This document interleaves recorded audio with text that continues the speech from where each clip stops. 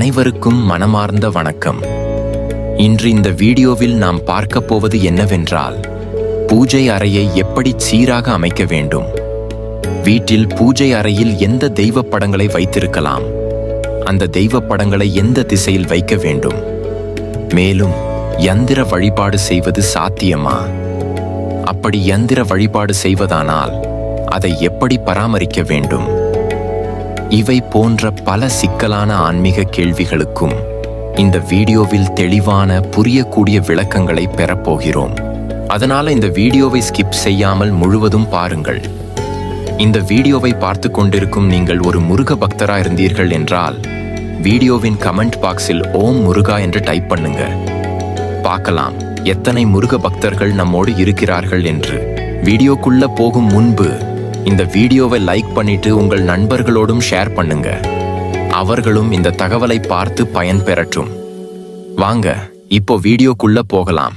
வீடு கட்டும்போது வாஸ்து சாஸ்திர முறைப்படி ஒவ்வொன்றையும் அமைப்பது போல் பூஜை அறையையும் அமைக்கிறோம்.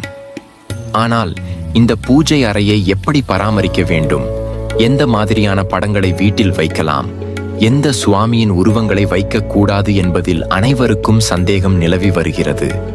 சில கோவில்களுக்கு சென்று விட்டு வரும்போது அந்த தெய்வத்தின் படத்தை வீட்டிற்கு வாங்கி கொண்டு போகலாமா?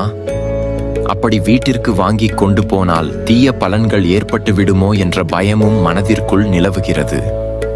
இதனால் பல தெய்வங்களை நாம் வழிபட மறுத்து ஒதுக்கி வைத்து விடுகிறோம். நாம் வாடகை வீட்டில் இருந்தாலும் சொந்த வீட்டில் இருந்தாலும் நாம் வசிக்கும் இடத்தில் நம்மை காக்கும் தெய்வத்திற்கு என்று தனியாக ஒரு இடம் ஒதுக்க வேண்டும். தெய்வத்தின் அருள் இருந்தால் மட்டுமே வாழ்வில் அனைத்து நலன்களையும் பெற முடியும். சில வீடுகளில் தனியாக பூஜை அறை இருக்கும். ஆனால் வாடகை வீடுகளில், சிறிய வீடுகளில் இருப்பவர்களுக்கு இப்படியாக பூஜை அறை அமைக்க வாய்ப்பு இருக்காது. பூஜை அறை எப்படி இருந்தாலும் எந்தெந்த சுவாமி படங்களை வீட்டில் வைக்க வேண்டும், பூஜை அறையை எப்படி பராமரிக்க வேண்டும் என்பதில் பல சந்தேகங்கள் இருக்கும். அப்படிப்பட்ட சந்தேகங்களுக்கு இந்த பதிவு பயனுள்ளதாக இருக்கும். பூஜை அறை பராமரிப்பு பற்றி இப்போது பார்க்கலாம். பூஜை அறை அல்லது தெய்வ படங்களை நாம் வைப்பதற்காக ஒதுக்கியிருக்கும் இடம் சிறியதோ அல்லது பெரியதோ, ஆனால் அந்த இடம் சுத்தமானதாக, நறுமணம் நிறைந்ததாக இருக்க வேண்டும். சுவாமி படங்களை கிழக்கு, மேற்கு, வடக்கு ஆகிய திசைகளை நோக்கி இருக்கும்படி வைக்க வேண்டும். தட்சிணாமூர்த்தி, நடராஜர் போன்ற சுவாமி படங்களை மட்டுமே தெற்கு நோக்கி பார்த்து வைக்க வேண்டும். இறந்தவர்களின் படங்களை பூஜை அறையிலோ அல்லது சுவாமி படங்களுடன் சேர்த்தோ வைக்கக்கூடாது. நம் முன்னோர்கள் வைத்து வழிபட்ட படங்கள் இருந்தால், அவைகள் நன்றாக இருந்தால் மட்டுமே நாமும் வழிபட பயன்படுத்த வேண்டும். சேதமடைந்த சுவாமி படங்கள் அல்லது சிலைகளை வீட்டில் வைத்து வழிபடக்கூடாது. சிலைகள் வைத்து வழிபடுவதாக இருந்தால் அவை சிறியதாக இருக்க வேண்டும். தினமும் அபிஷேக, அலங்காரம், ஆராதனைகள் செய்து நைவேத்தியம் படைத்து வழிபட முடியும் என்றால் சிலைகளை வைத்து வழிபட வேண்டும். ஒரு கோவிலுக்கு சென்று அங்குள்ள சுவாமி படங்களை வாங்கி வந்து வீட்டில் மாட்டி வைத்தால் போதும், அந்த தெய்வம் நம்முடைய வீட்டில் நிலை பெற்றிருக்கும் என நினைக்கக்கூடாது. அந்த தெய்வத்திற்குரிய மந்திரம், பதிகங்களை தொடர்ந்து பாராயணம் செய்து கொண்டே இருந்தால் அந்த ஒளியால் ஈர்க்கப்பட்டு அந்த தெய்வ படத்திற்கு ஊறு ஏறி அந்த தெய்வத்தின் அருள் நிறைந்திருக்கும். ஊறு ஏற திரு ஏறும் என்பதும் சிலரின் வீடுகளில் தெய்வ படங்கள் தங்களிடம் பேசுவதைப் போலவே இருப்பதற்கும் இதுதான் காரணம்.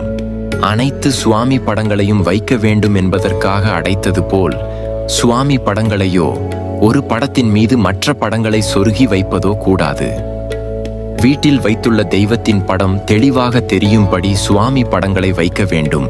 வீட்டில் என்னென்ன சுவாமி படங்கள் வைக்க வேண்டும் என்பதை இப்போது பார்க்கலாம்.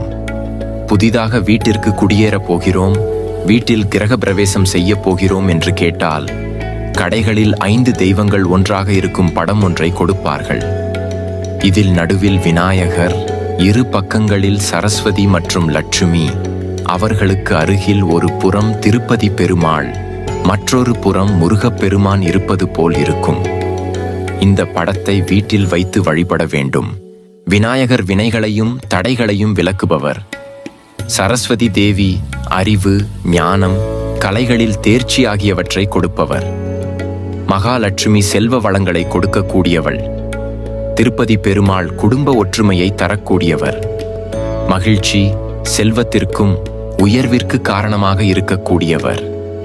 கையில் வேலுடன் இருக்கும் முருகப்பெருமான் நமக்கு எந்த பிரச்சனை என்றாலும் யாம் இருக்க பயமேன் என ஓடி வந்து அருள் செய்து வெற்றிகளை தரக்கூடியவர். இவை அத்தனை நலன்களும் ஒன்று சேர கிடைக்கச் செய்யும் இந்த சுவாமி படத்தை வீட்டில் வைத்து வணங்குவது சிறப்பானது. அம்மன், சிவன் போன்ற தெய்வங்கள் இஷ்ட தெய்வங்களாக இருந்தால் அந்த தெய்வ படங்களையும் வீடுகளில் வைத்து வழிபடலாம். திருப்பதி பெருமாள் படங்கள் வீட்டில் வைத்திருப்பது மிக நல்லது. நவகிரகங்களின் படங்களை வீடுகளில் வைத்து வழிபடக்கூடாது. நவகிரக தோஷம் இருந்தால் அந்த கிரகத்திற்குரிய தெய்வத்தை வழிபட்டு வரலாம். காளி, பிரத்யங்கரா தேவி, நரசிம்மர் போன்ற உக்கிர தெய்வங்களின் படங்களை வீடுகளில் வைத்து வழிபடக்கூடாது என்பார்கள். இந்த தெய்வங்கள் உக்கிர வடிவம் கொண்டதற்கு காரணமே தன்னை சரணடைந்த பக்தர்களை காப்பதற்காக மட்டுமே. அதனால் இந்த தெய்வங்களின் உருவங்களை வீட்டில் வைத்து வழிபடலாம். எந்த தெய்வத்தின் படம் வீட்டில் இருந்தாலும் இல்லாவிட்டாலும் குல தெய்வத்தின் படம் நிச்சயம் வீட்டில் இருக்க வேண்டும்.